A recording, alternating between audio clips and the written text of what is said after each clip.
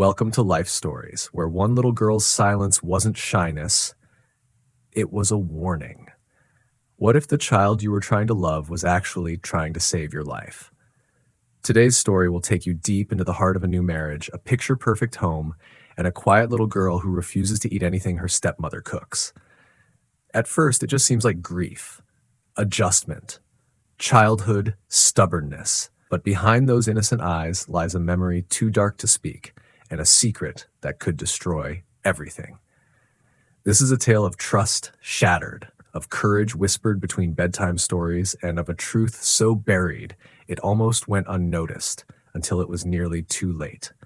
Stay with us. What you're about to hear may change the way you see love, family, and the quiet things children never say. Let's begin. The autumn wind whispered through the trees of Portland's Hawthorne district, rustling gold and crimson leaves along the sidewalk as Claire Bennett stood on the front porch of her new home, arms crossed, a dish towel clutched tightly in one hand. The house was cozy, almost storybook in its charm, with flower boxes under the windows and the smell of warm applewood drifting from a nearby chimney. But inside, it felt like a theater set where someone else had written the script and she had walked into the wrong scene. Claire had spent over a decade working as a medical administrative clerk at Portland General. Her life was defined by careful routines, sterile paperwork, and the quiet ache of dreams deferred. A doctor's diagnosis at 29, unexplained infertility, had quietly buried her hopes of motherhood beneath a stack of lab reports and quiet tears. She had made peace with solitude. Then, last spring, Ethan Walker walked into her office. A pharmaceutical rep with a crisp shirt, quiet voice, and the kind of controlled charm that seemed carved from wood. He wasn't the type Claire would normally fall for. But something about the way he spoke, gentle, attentive, almost broken, drew her in. Widowed, he said. Raising a daughter alone. Lily could use a steady presence, he'd murmured during one of their dinners.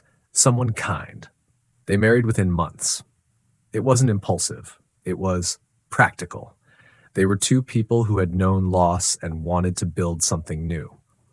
Lily, Ethan's 5-year-old daughter, wore a white tulle dress at the wedding, clutching a daisy bouquet, walking down the aisle with solemn eyes and a silence Claire couldn't read. 3 months later, the silence hadn't changed. Claire tried. She read parenting blogs late at night, cooked pancakes shaped like cartoon bears, bought coloring books and sparkly hair clips. But Lily remained distant. Her voice was barely above a whisper, her blue eyes wary, her fork untouched at dinner. "Good morning, Lily," Claire said one day with a smile that stretched a little too hard. Lily glanced up, muttered the words back, and stared into her orange juice like it held answers. "She's just adjusting," Ethan said over his newspaper, though his voice carried the sharp edge of impatience. "Kids need time." But Claire saw it, the way Lily flinched when Ethan raised his voice, how she never touched food when he was around, and how her tiny hands trembled when Claire handed her a glass of water. At first, Claire blamed herself. Maybe the food wasn't right. Maybe Lily missed her mother's cooking. She started borrowing cookbooks from the library, poring over kid-friendly recipes, making lunchboxes with handwritten notes and bunny-shaped sandwiches. Still, nothing changed. Lily would poke at her plate and whisper, "Sorry, Mama, I'm not hungry." The word mama should have warmed Claire's heart. Instead, it felt like a goodbye. One night, after Lily refused to eat yet again, Claire gently asked, "Sweetheart, are you feeling okay? Does your tummy hurt?" Lily shook her head, eyes wide and scared. "She's manipulating you," Ethan snapped from the living room, not looking up from the flickering television. "Let her go hungry. She'll eat when she's desperate." Claire swallowed her protest. But the next morning, she left work early and took Lily to a pediatrician. The doctor found no physical issues, only signs of stress and emotional withdrawal. "Children grieve in strange ways," she said kindly. "Sometimes they can't trust the new parent, not because they don't want to, but because they're afraid it will erase the old one." That night, Claire shared the news. "The doctor thinks it's psychological." Ethan scoffed. "So now she's got a trauma disorder? Jesus, Claire, you coddle her too much." But something in Lily's eyes haunted Claire. It wasn't just grief, it was fear. And fear of what? The next day, Ethan left for a 3-day business trip, and something shifted. Without him in the house, Lily smiled for the first time in weeks. She asked to go to the park. She helped wash vegetables in the kitchen.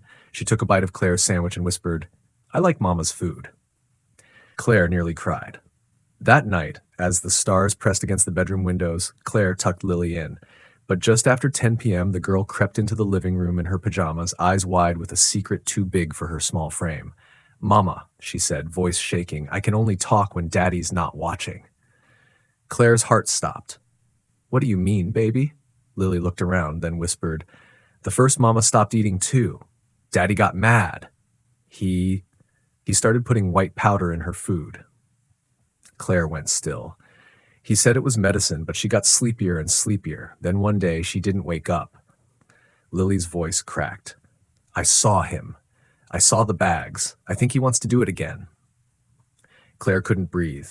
The taste of every dinner she'd shared with Ethan turned to ash.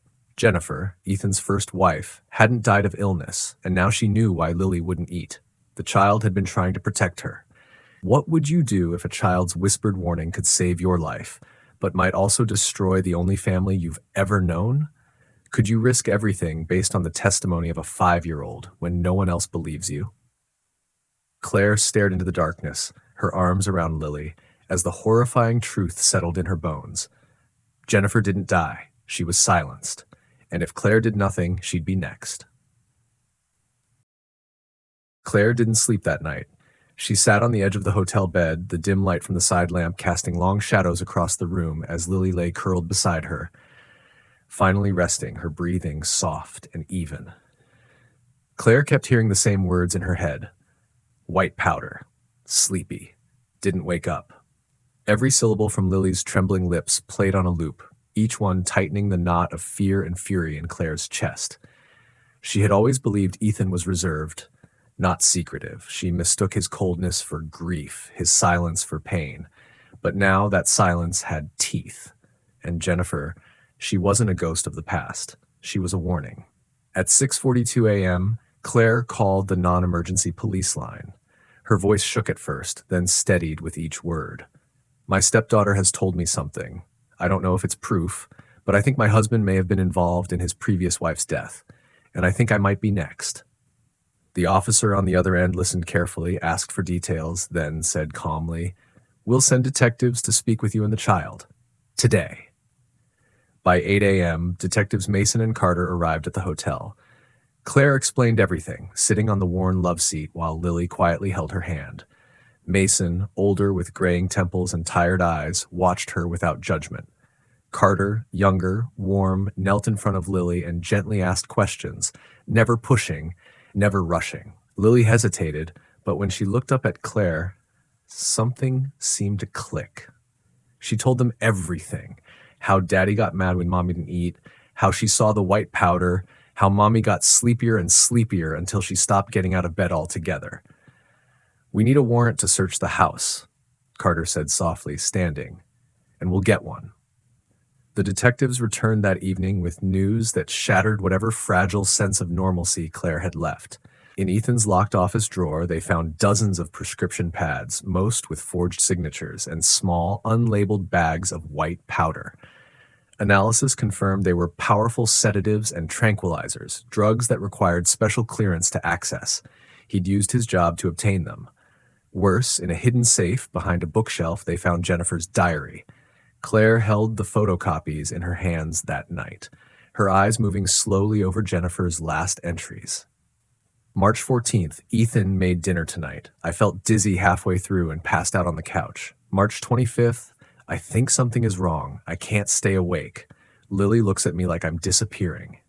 April 2nd, if anything happens to me, please protect Lily. The words were jagged, barely legible, but they screamed the same truth Claire now carried in her bones. And then, one more blow. Ethan took out a life insurance policy on you, Mason said gravely, nearly double what he had on Jennifer, just a week after your wedding. Claire couldn't speak. She could barely breathe. It had never been about love. Not really. She'd walked into a well-rehearsed play where her role was already written: comfort, trust, marriage, and silence. She stared at her reflection in the hotel mirror that night, searching her own eyes for the woman she thought she was. Logical, empathetic, quietly resilient. But now rage burned beneath her skin like acid. Not just for herself, but for Jennifer, who had died unheard, for Lily, who had carried this trauma like a secret disease, for every dinner table where she had smiled through fear. The next morning, Mason called. He flies back tonight. We'll arrest him at the airport, but we need you to stay calm. Answer the phone if he calls. Don't let him suspect anything.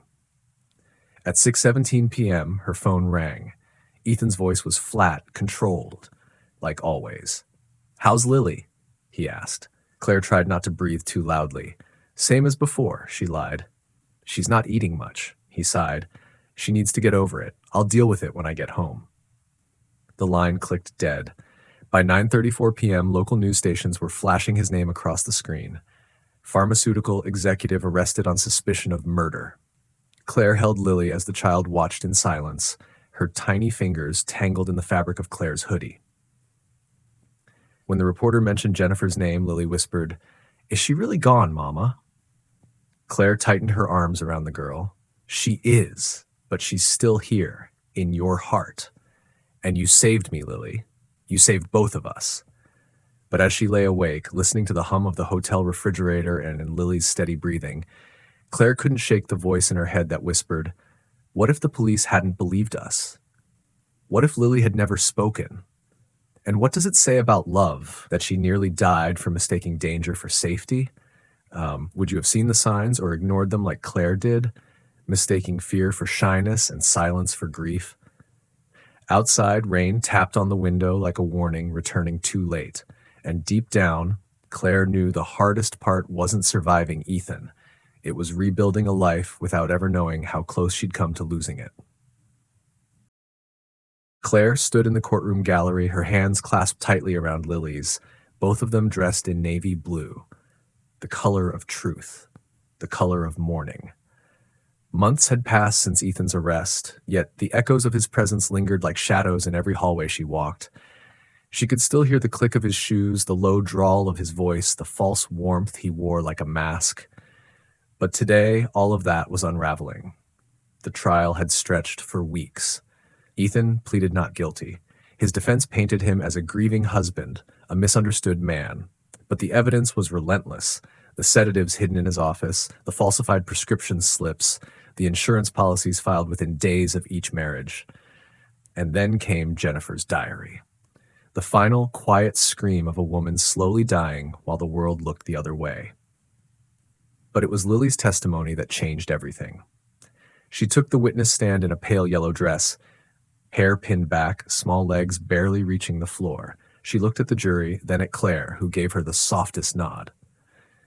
"Daddy said it was medicine," Lily began, her voice clear and steady. "But Mama got sleepier and sleepier, and I was scared." Her voice didn't crack until she whispered, "I didn't want it to happen again." When the verdict was read, guilty of first-degree murder, sentenced to life in prison without parole, Claire didn't feel triumph. She felt stillness. Like the moment just after a storm has passed and all that's left is the wet earth and the wreckage. Later that evening, Claire and Lily sat in the back booth of a quiet diner just outside the city. The fluorescent lights buzzed faintly overhead as a waitress placed 2 plates in front of them, grilled cheese and tomato soup for Lily, who dipped the sandwich slowly, watching it melt. Claire hadn't seen her eat like this in a long time. Not cautiously, not out of duty, but with comfort, safety. "Do you think she knows?" Lily asked suddenly, looking up from her plate. "My first mama. Do you think she knows I told the truth?" Claire reached across the table, brushing a strand of hair from Lily's cheek. "I think she knows. I think she's been waiting for you to be safe." Lily nodded and took another bite, then said, "I think she would have liked you." Tears welled up in Claire's eyes before she could stop them. It was the kindest thing anyone had ever said to her. In the weeks that followed, the adoption papers were finalized. Ethan's appeal was denied. Claire and Lily moved into a smaller home near a park filled with maple trees. It had fewer rooms, but more light, fewer ghosts. Every Saturday they cooked together, messy pancakes, silly-shaped pasta, cookies with too much frosting. Claire let Lily take the lead, even when the kitchen looked like a flower storm had passed through. They laughed through it all. One evening, Claire pulled an old box from the attic. Inside were Jennifer's journals, returned by the court. Claire hesitated before opening them, unsure if she had the right. But when she turned the first page and saw the scrawled note, "If anyone ever reads this, please keep Lily safe," she knew these words weren't meant to be hidden. They were meant to guide, and they did. Jennifer's writing wasn't just a record of decay, it was filled with love. Notes about Lily's first steps, her favorite lullabies, the way she clung to stuffed animals shaped like stars. There was a page where she'd taped a pressed daisy, labeled Lily's favorite flower from our walk near the creek. Claire began to read them aloud at night, like bedtime stories. "So you can remember both your moms," she'd whisper, her voice thick with something both broken and whole. 3 years later, on the first day of third grade, Lily stood in the kitchen in a blue backpack and sneakers too clean to stay that way. Claire knelt to tie her laces. "Got your lunch?" "Yep." "Pencils?" "Sharpened." "Your courage?" Lily paused, smiled, and nodded. "Claire," she said as they reached the front door, "do you think bad people can ever become good again?" Claire paused, taken aback. "Maybe," she answered softly, "if they really try, but some people aren't interested in being good. They're interested in control." Lily seemed to consider this. Then she said, "I'm glad I told the truth, even when it was scary." Claire wrapped her in a hug. "That's how you know you're brave." That night, Claire found a note on her pillow, written in purple crayon. "You saved me too, Mama. Love, Lily." She folded it carefully, placed it inside the first page of Jennifer's journal, and for the first time in a long time, allowed herself to feel peace. Because not every story ends in tragedy. Some end in truth. And truth, while messy and painful, can still carve space for love to grow, even from the darkest soil. How did this story move you? What emotions did you feel as Claire and Lily found their way back to safety and love? Comment 100 if this story touched your heart. Tell us where in the world you're watching from, and if this story meant something to you, share it with someone you care about. Thank you for watching Life Stories.